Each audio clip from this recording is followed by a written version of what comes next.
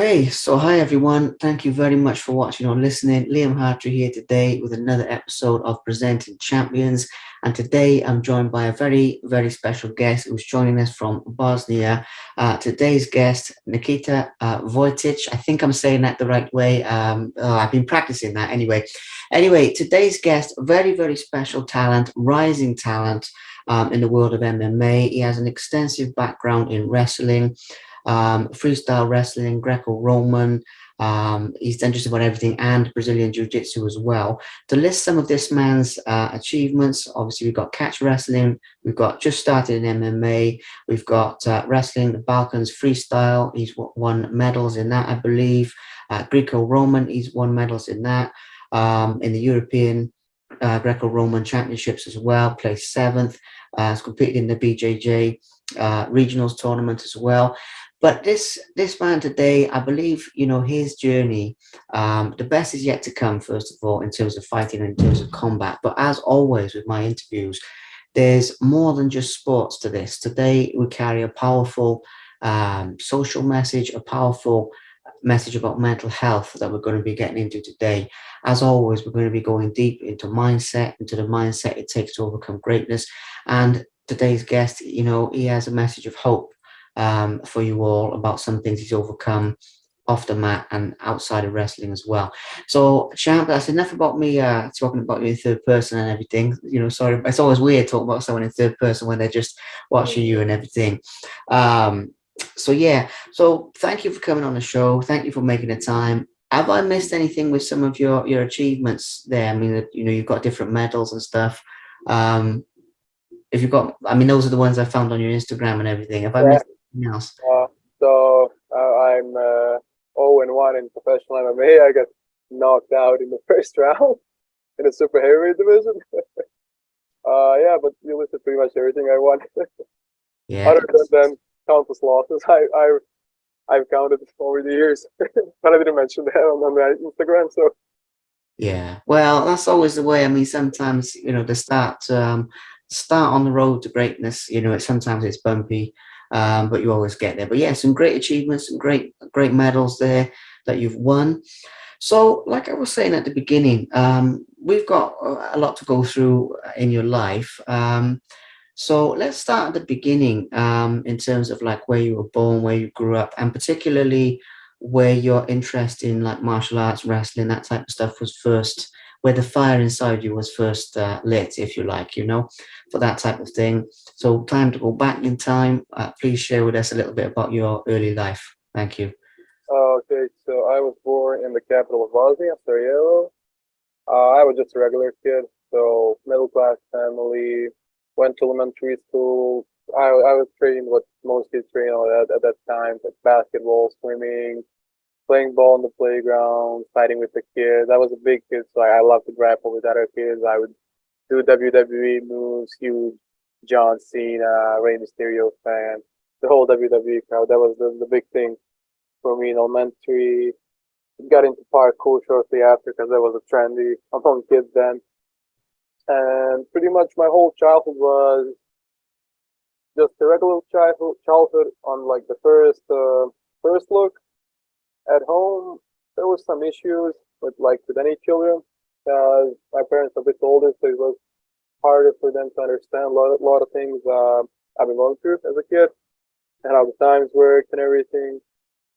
And that caused some struggle, caused some fights, some misunderstandings, some rustle in the family. But overall, it was a regular life, pretty much.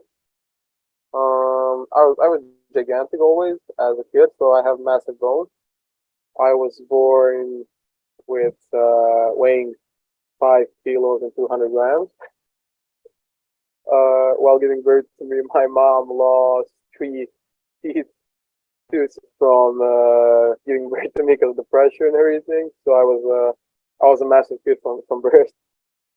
And that's pretty much it. The whole martial arts journey starts around I think sixth grade, fifth grade elementary.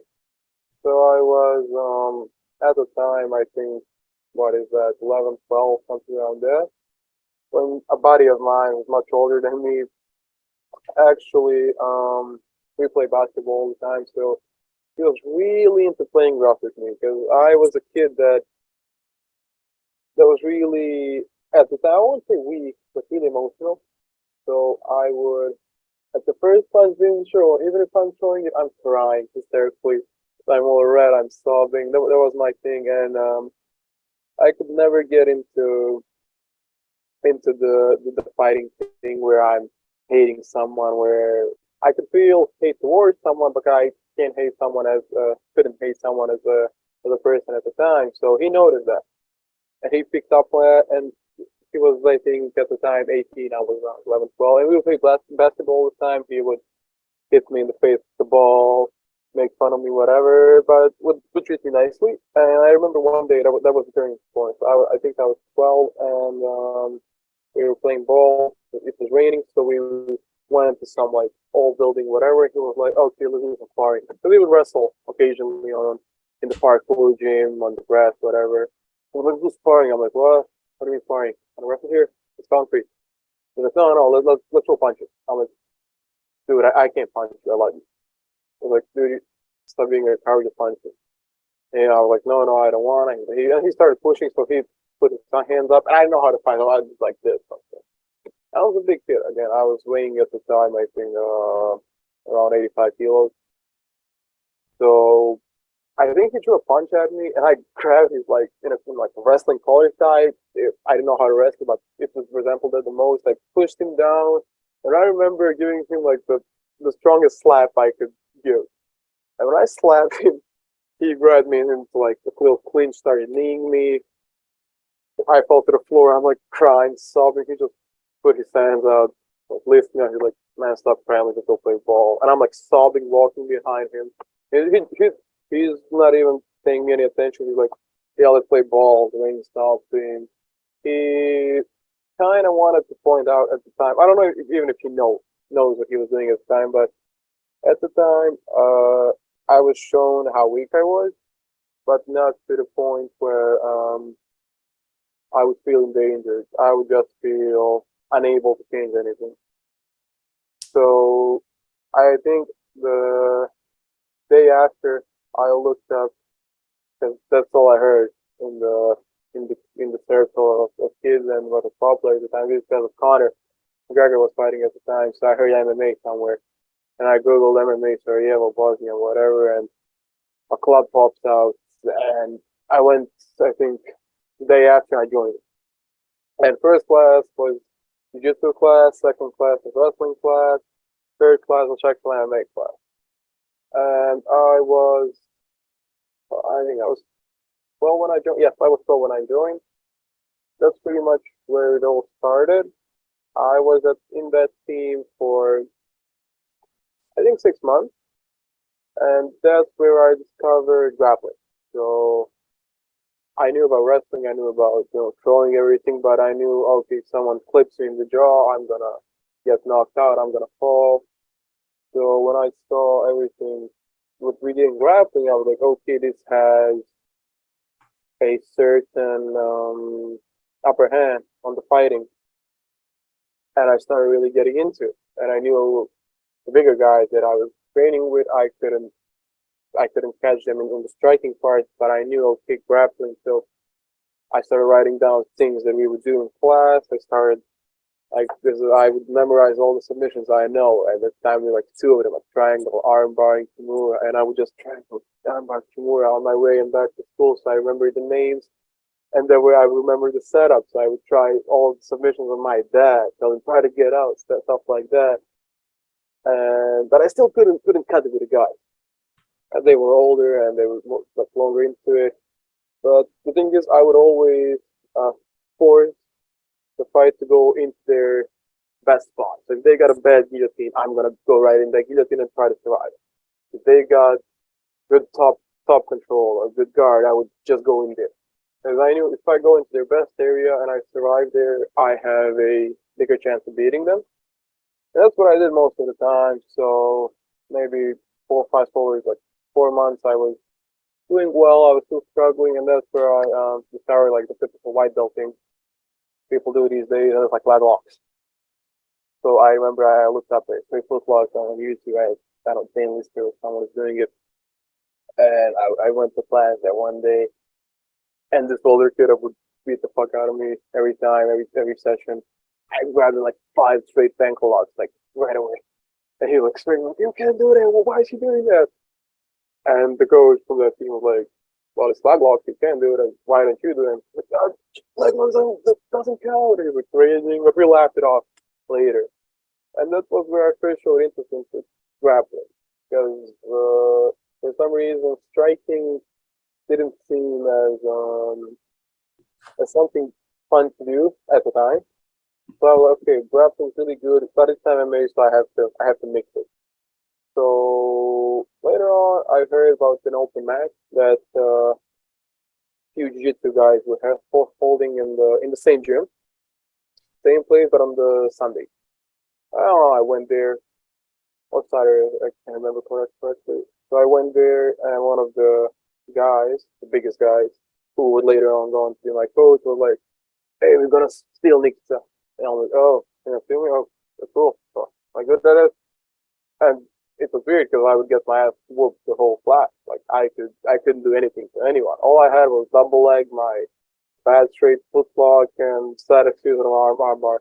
But they were like, "No, no, no, you're good. We're gonna take you." And I remember him DMing me like, "Hey, do you want to join?" I'm like, "Well, I'm not getting punched in the face. My parents are gonna be happy because no one's beating me up." So I'm like, "Yeah, join into jiu-jitsu." And that's where my jiu-jitsu journey started at 12 years of age. Somewhere around the end of the year, I started. At the time, that team had all color belts. I was the only white belt. Later on, we added two white belts because the agreement between the members at the time was no white belt, just color belt. It was like advanced team, whatever you want to call it. So we started training there. That's where the hell began.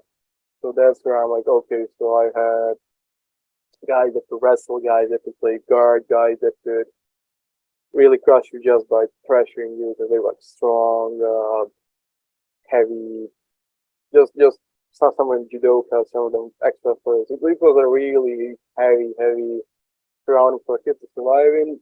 And I knew, okay, if I struggle now and take all of this, eventually it's gonna pay off. It's gotta pay off. So I struggled maybe for a couple of months, and then right before I'm about to turn 13 in March, my coach was like, "Hey, we're going on your first competition." I'm like, "What?" And he's like, "What's your weight?" I'm like, 92. I don't know. That was a big dude at the time. I did lots of street workout and stuff. I'm like, 92. Like, okay, so you're doing 94 kilos adult division. I'm like, okay, what does adult mean? He's like, you're going to be fighting grown ass adults. I'm like, nice, okay. I was fighting adults the whole time. I know how to fight teenagers. So like on my first competition, I had two things, double leg and armbar assurance. So I blasted the move, which is like the biggest double I could fight in myself, and I just smacked him on the floor, and the dude just locks in an armbar and taps me. And like maybe 10 seconds match max. I go to the absolute because that was a division, and in absolute that was the biggest, like the weirdest moment and the weirdest fight I lost, because I lost a fight to a 76 kilo guy, and to me that was unbelievable because I couldn't get over the fact that 76 kilo dude who's shorter than me by a head, but he defeated me. I'm like, well, how does it feel? They're like, no, no, don't worry about it. Your first competition. And as things went on, I did my second competition. I did juvenile and adult. I won second place in adult, first in juvenile, then another adult, and the things just started going in such a way where the more I suffered on the mat, the more rewards I would get on the fighting match, on the tournament. So I knew if I was gonna cry on the mat after class, if I was gonna, then my mom was the biggest witness of this. She would see me like sitting naked in a shower late at night because we had late night trainings, and that my dad was pat around his back, he was just leaving, man. He's studying for his test tomorrow, and the pains were horrible.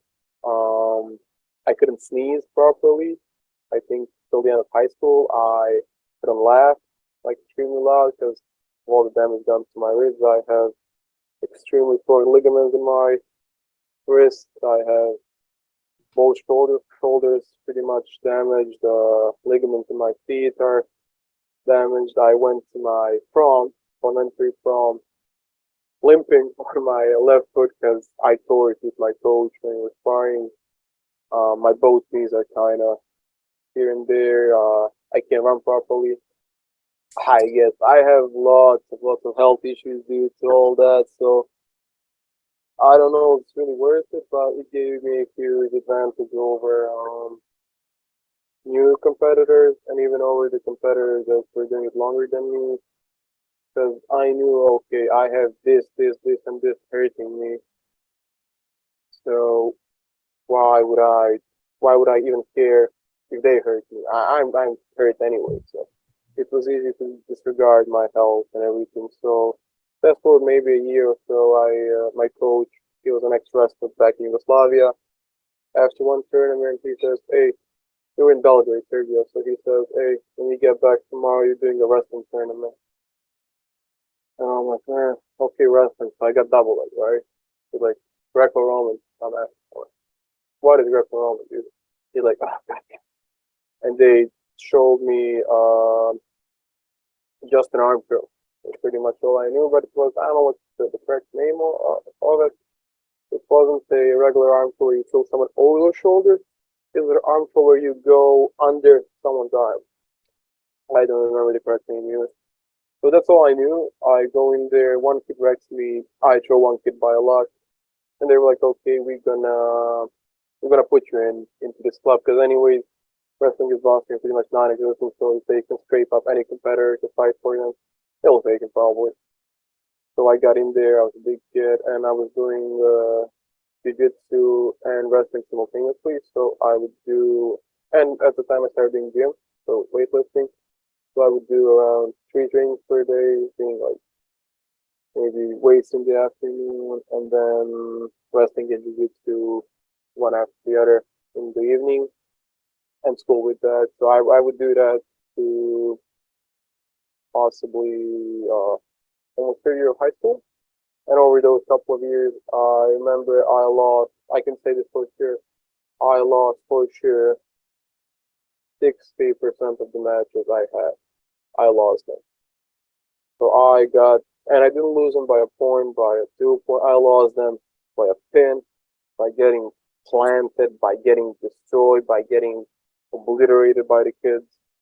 Because again, I was wrestling in my coach's shoes, for example. I didn't know how to do any part there. I didn't know half the things he's new there. But because of that, I developed this I don't care attitude with it. And I was like, okay, I'm just gonna give it my best shot. I know this, I know that. I can apply this. I remember one time because I got a bad decision, and my opponent was awarded the point. I started ripping his shoulder out with an arm lock. You know, so I got DQ for that. But overall, I never really cared about wrestling. I never liked wrestling, to be honest with you. But because of my coach and because of the benefits I would get in school and in the public eye as an athlete, I did it. So I got some awards. They're pretty much meaningless. So it's all the things are meaningless except the X-rated school got me. I don't know, like athlete of the year or the hope of sports for Bosnia, something dumb. Which is pretty much just people scoring funding over me and my at mostly like fake achievements. So we'll go fast forward to like main tournaments I did because in jiu-jitsu it's mostly regional tournaments where I was fighting adults. So no joke, and I was walking around 94 kilos. I beat a lot of guys. I think I have around 60, 70 matches maybe. I lost 10, but I do know one fact that I'm proud of. I never got taken down by takedown. I was never. No one had the grits or the balls to shoot a takedown on me after take me down. So that's pretty much all I got in jiu-jitsu. In wrestling, I remember doing my first Dolphin Championship. It was in high school, first year high school, so I was about 15. It was in Slovenia. I was forced to cut 5 kilos on a 2-day notice. to 85 kilos weight class. I went there. I think I fought a Romanian kid first, beat him. Then I fought a crazy good Bulgarian kid, and we had a full out brawl. I think that was more of an MMA fight than a wrestling match because we were both exposed. I had scratches from his nails. He was like little blue under his eye. We were like both rocks and the headbutting. I got beat by another kid after that, and then in the finals, that got me the medal. That's why I'm gonna point out it's a fake medal.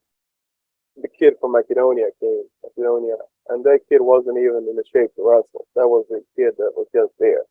There wasn't a kid that was built like us, that knew how to chew. There wasn't a kid that was even in shape. And they put him in, and I'm like, oh, I'm just gonna take him down, and because I don't want to slam a kid that's not in shape. That's dishonorable to me. And I don't have issues fighting dirty. I just don't want to fight someone that's not a fighter. So I shoot a double on the kid. Kid gets up, and he goes to shoot on me, and I go pin him with like a single Nelson, but his head gets stuck in my under my armpit, and when we hit the mat, he injures his scapula, and he's like squirming on the floor. He's crying a bit. His coach is coming, and I'm feeling extremely bad there. There was a kid I shouldn't have to wrestle. If that kid wasn't there, I would have, I think, gotten the medal or not get it. I didn't care at that time. So, but it was just an unnecessary thing that shouldn't have happened. So I think from that, the biggest thing I think the parents should take and the young athletes should take, don't let coaches take your kids to whatever the fuck they want to take, and don't let them dictate who they're gonna fight, when they're gonna fight. Don't let them hype the kids up. I mean, no one should let their kid cut 10 kilos of weight when they're 15 for a dumb tournament that doesn't mean anything to them in life. I know it means to some kids, but at that age, it's really not that much important. Because we had a kid that was left almost paralyzed for life at that tournament. I think he was unable to walk for a month or two, and that's just something that shouldn't have happened.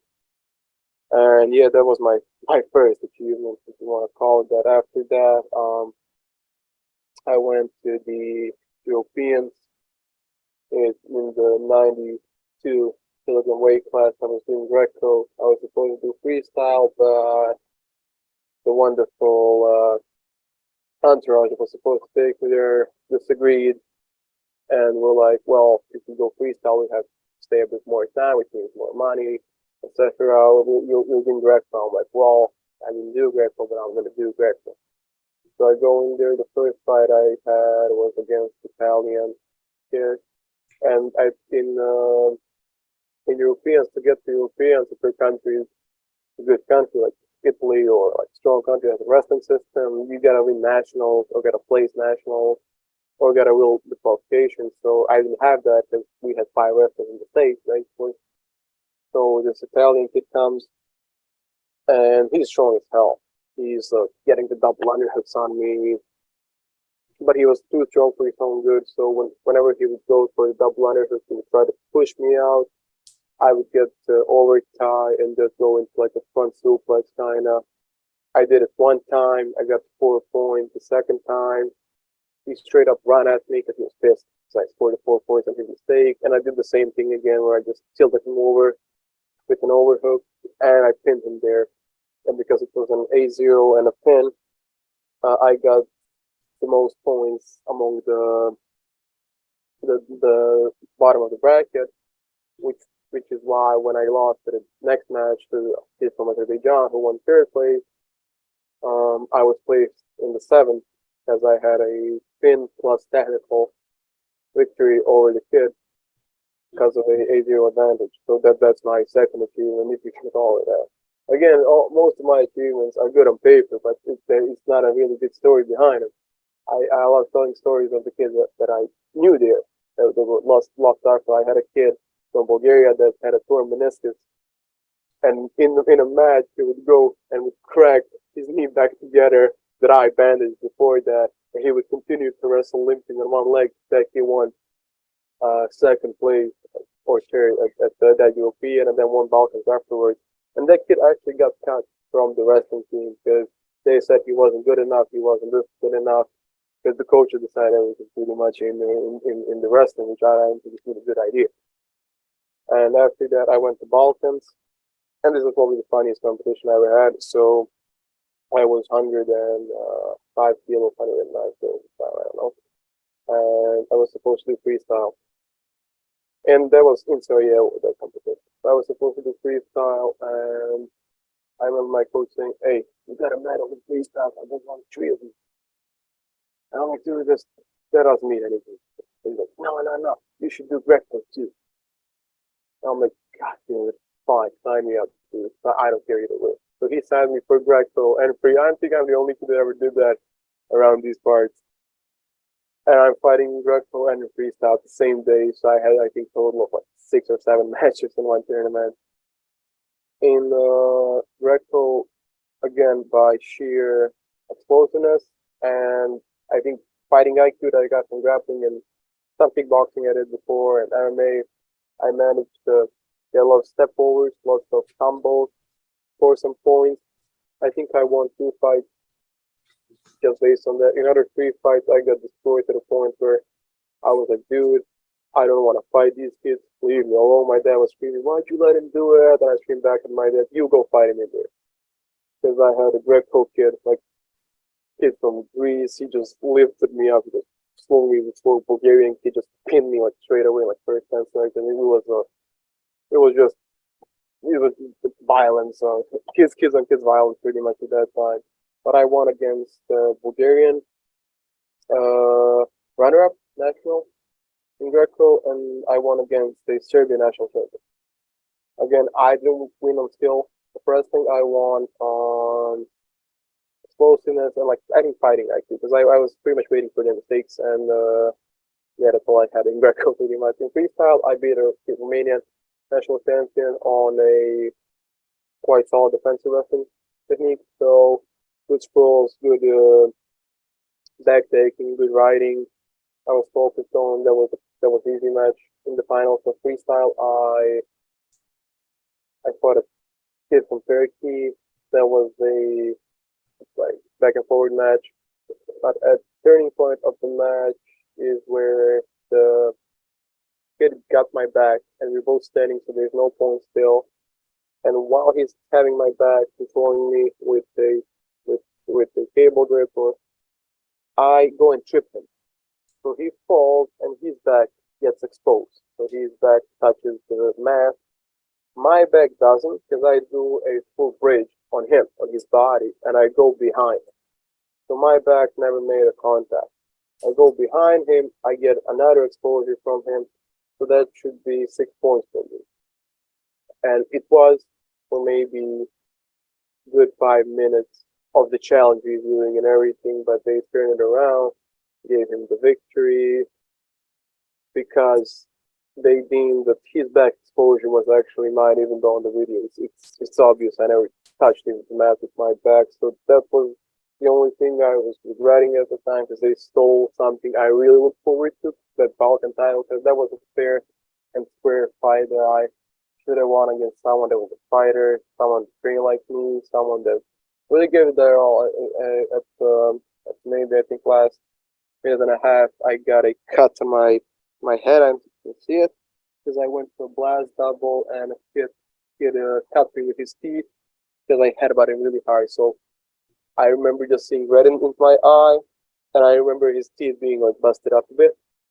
So they bandaged my head, and I'm shooting doubles like crazy rabbi dog at that point, and the kid just defended, and he won the championship. Pretty much. I remember being star because of that. But again, in the big picture, I knew that it wouldn't matter. So maybe in 5 days, it didn't even matter. And that's all. In MMA, I did probably at the darkest time of my life. It's when the issues of my mental health started rising up very, very, very rapidly. So at the time I accepted MMA fight and offer, I accepted a mistake where you should never accept a fight. If you're a fighter, never do this. If you're a kid that wants to fight, never do it. If you're an athlete, never do it. I wanted to fight just so I could get a record and share it off. because I wanted to say, "Hey, I'm a pro fighter. I'm a Sherdog." That was all I had, pretty much. I was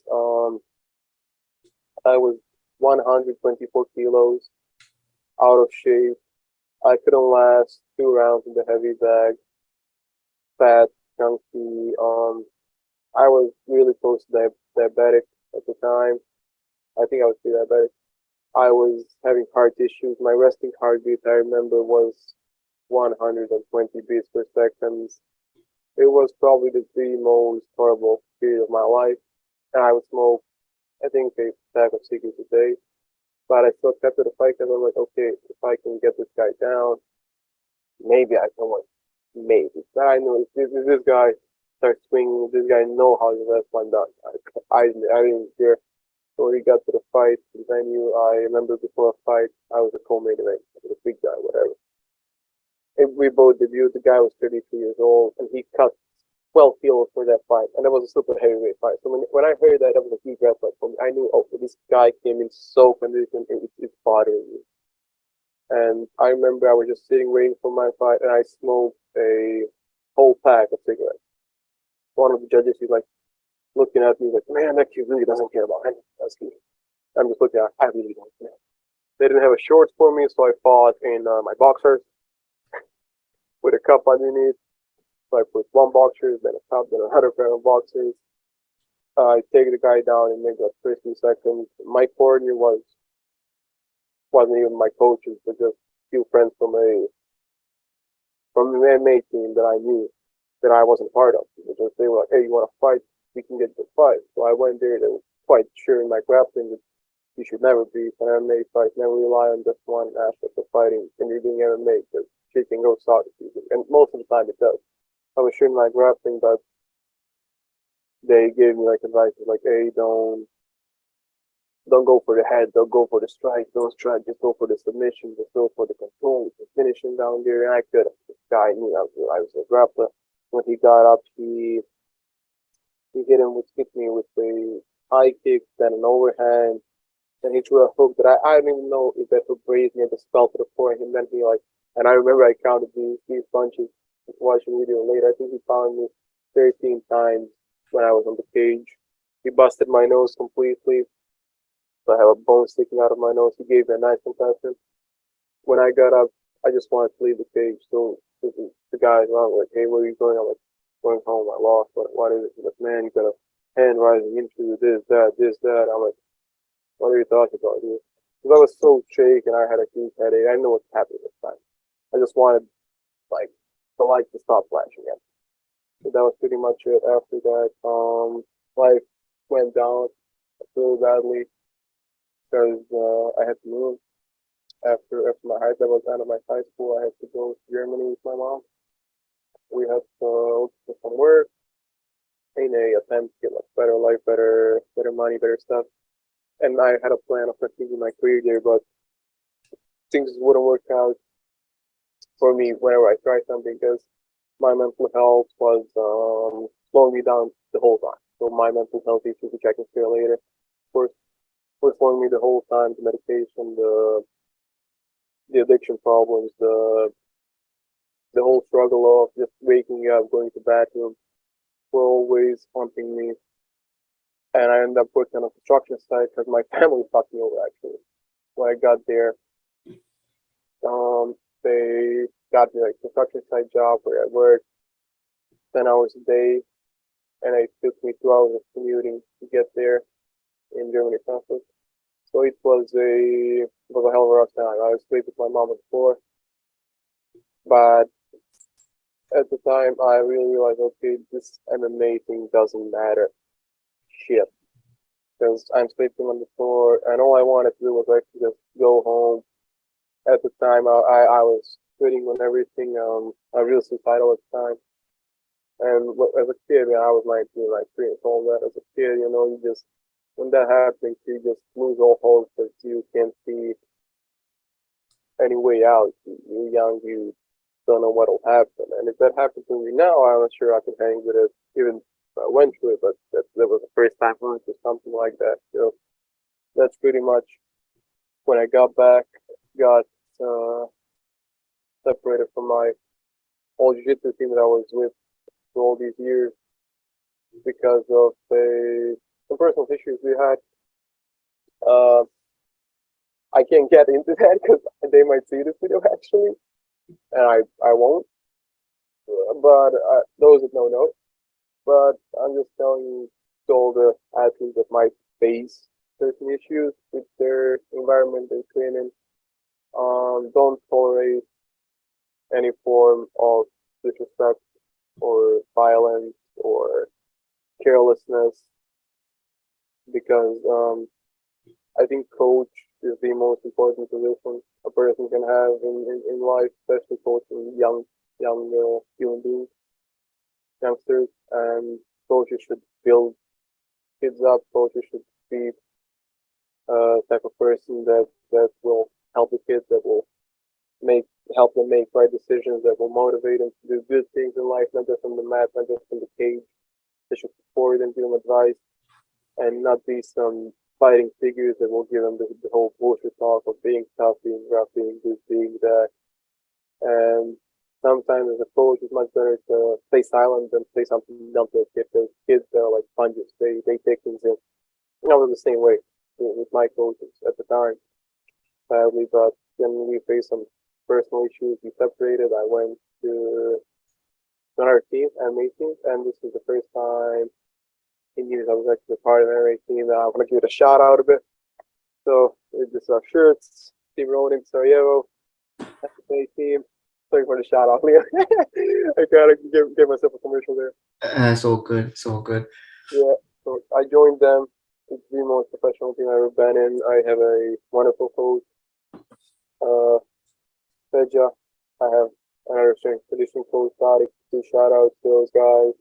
They really care about us kids. They work with us in all the ways that they can, supporting us through everything, fighting us the best gear we can get, the best environment we can get.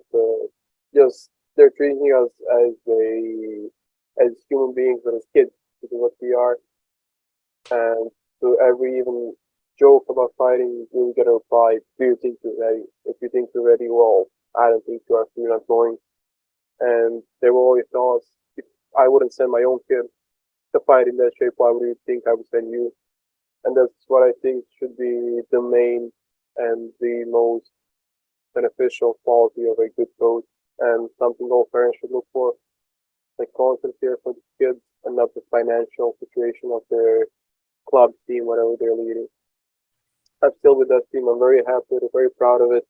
I have really wonderful older guys, sorry, older in terms of training. That the guys that we're doing for a few years. Young, yes, we got two pairs of brothers actually. One older, one younger. Two pairs of those. They're wonderful kids. They're like sponges, whatever you throw it and they absorb it. I'm so happy. I get to train with them, get to roll with them, get to teach them something from my experience because I have, I don't know, 8 years in this.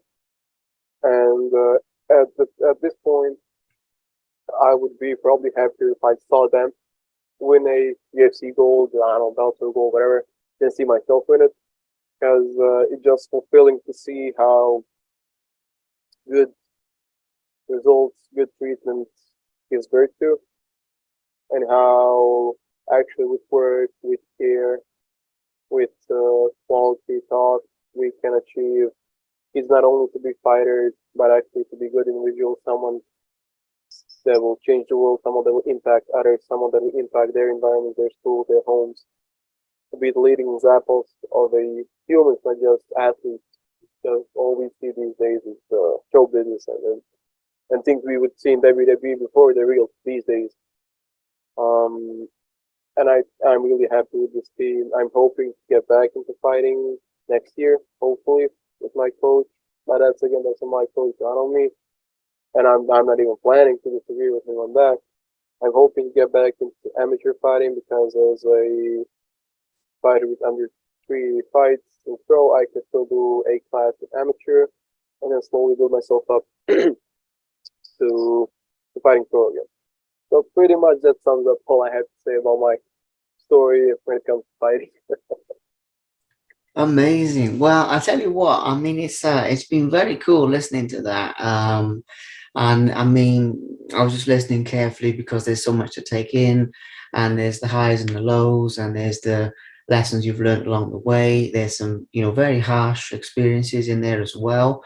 Obviously, I mean, I got to be honest, the wrist thing was one thing where I was like, whoa, I was like watching, I was like, man, that's something. But there's a lot of stuff. I like the fact you've taken some positives from it, even though there's some lessons you've learned.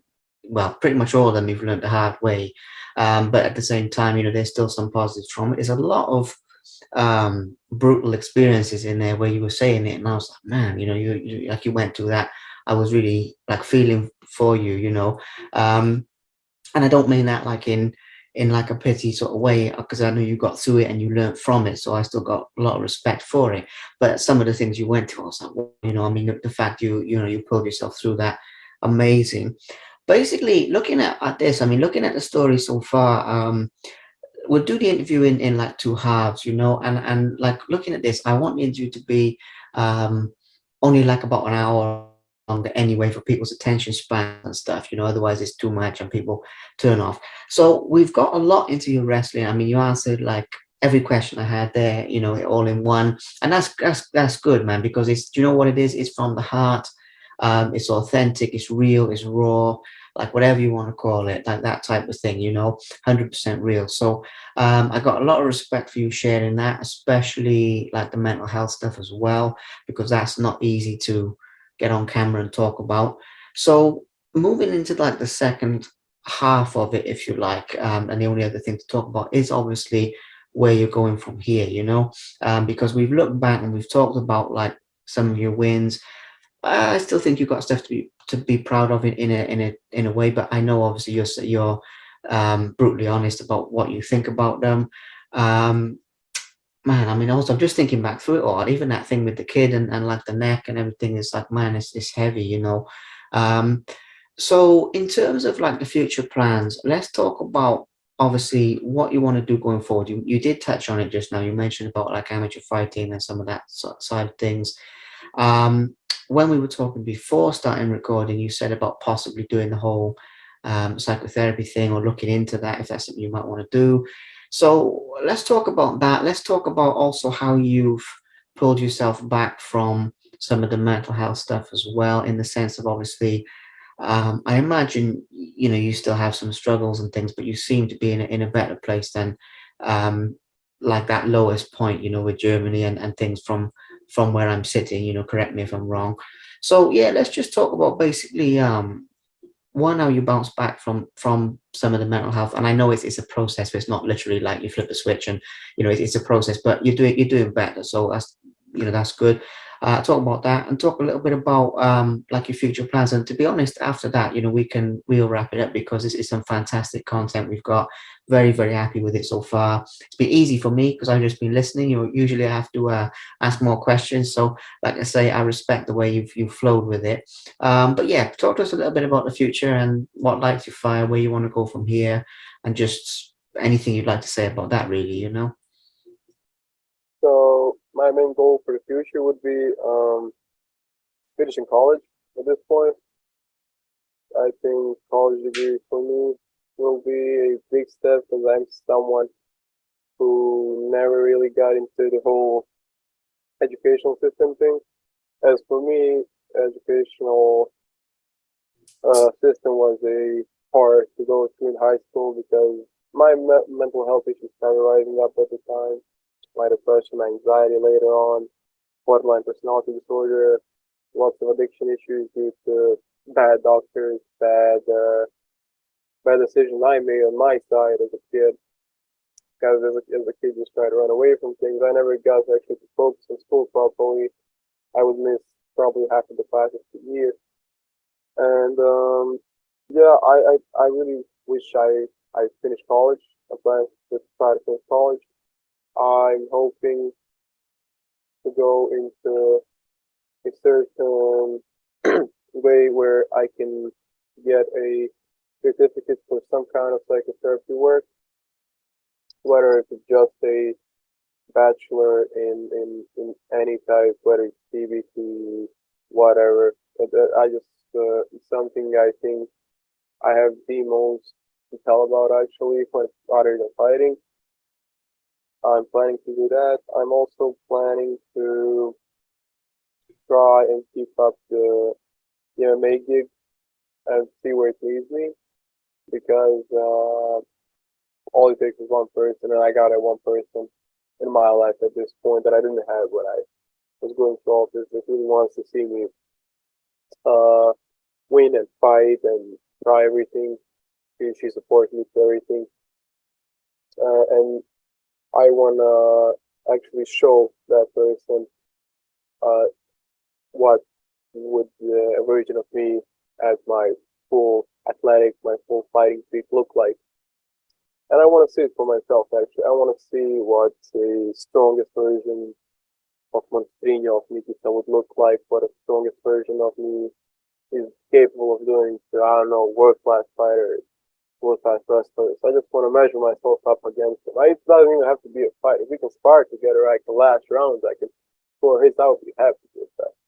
So I'm planning to keep that up. Speaking more into the details, I'm planning to get back to the amateur scene of fighting MMA. Hopefully next year, we're starting a little league in Sarajevo. A neighbor club is started yet, so we're gonna have a little scene where we have our fighters try out. Then we have a regional tournament in Serbia, Croatia. MMA is quite on the rise here. We're gonna have a first professional MMA venue in years in Sarajevo next year, hopefully from Croatia coming. And yeah, I'm really hoping I can get back on the track with the whole fighting business. And my biggest wish I have is to actually maybe through that fighting get a platform so I can, I won't say spread the message, talk the talk, whatever to help people talk these days. I just want to put some impact of mine out there, maybe to more ears and more eyes.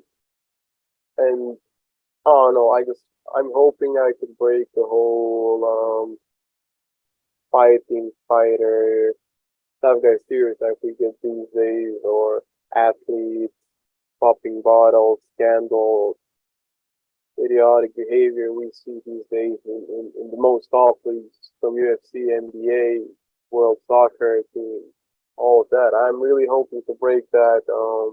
I would like to break that norm and the stereotype of showing that hey, there's lots of fighters that actually have lots to offer other than just their fists and their skill in the cage. I'm a huge fan of Khalil Roundtree. His last fight, he shared his story about his struggle with depression and everything. He wrote a book also. So, oh no, I think I'm hoping in a way to leave behind some kind of an impact on the fans of fighting because that's what I can impact the most on how to not just be good people but how to impact others in a good way. So if I could take one goal, that would be pretty much it. And of course, I want to see my guys win a bunch of fights. That would be the most. That's Uh, pretty much all I have. yeah. Well, it's incredible. I mean, first of all, like I said to you before, wow, what a story. I mean, I knew this when I contacted you, and it's a story that hasn't been told. Well, I mean, today now we're telling it really for the first time to the wider world. But I think that's a sign of things that are to come. Honestly, I think the future is very, very bright. I think that everything you've been through has prepared you for some good things that are to come, even though it's obviously some of the experiences you've had have been quite rough and everything. Obviously, for the future, that prepares you can use it as fuel. And I think the future is very, very bright, I mean, not just with the fighting now, but like with the giving back and helping people in any form that it takes. And you've touched on a few different forms it takes here as well.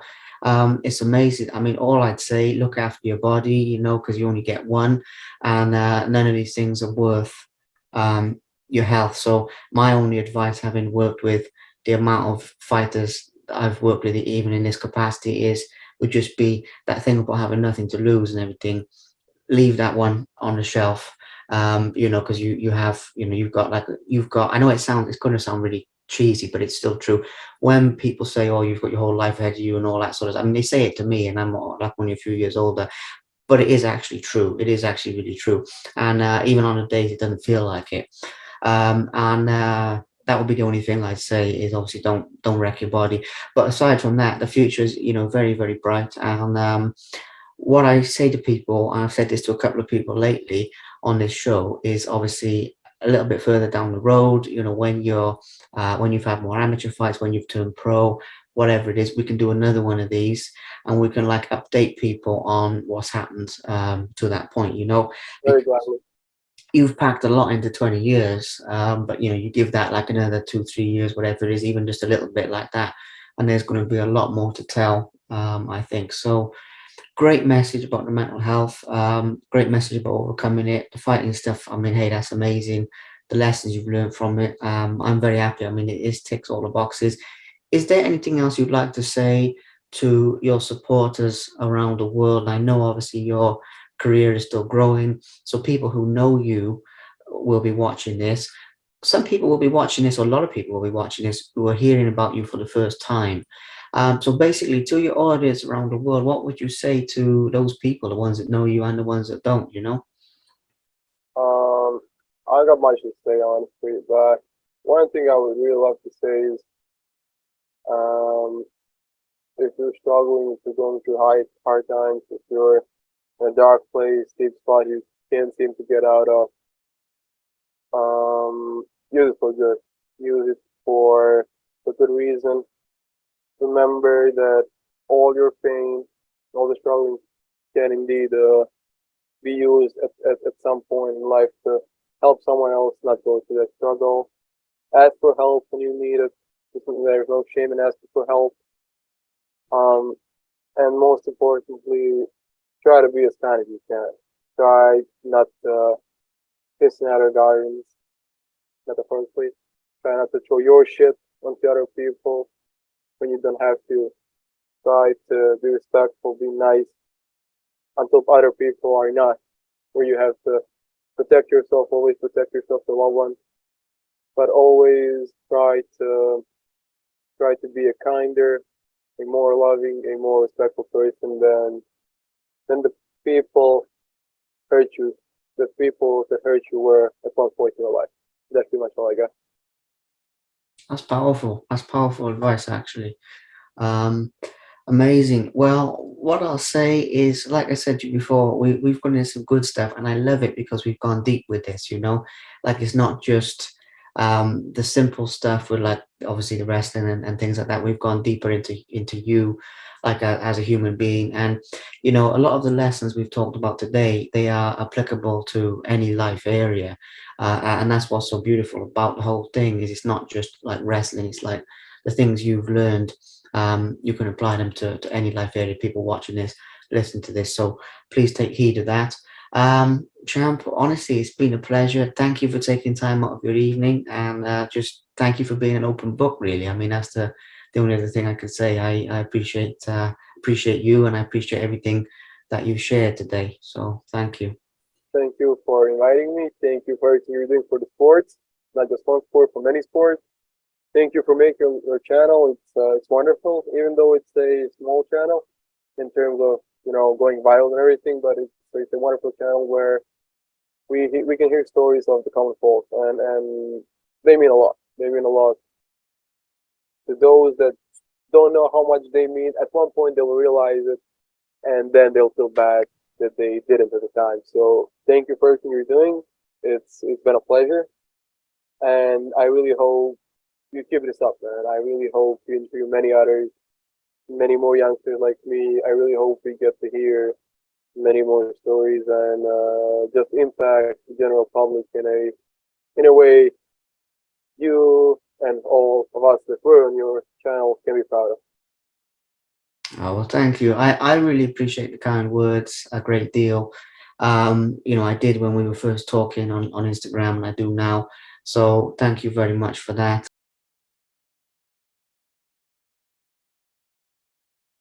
Thank you very much for watching. Please subscribe to the Simply Inspired YouTube channel, and there'll be more videos coming soon.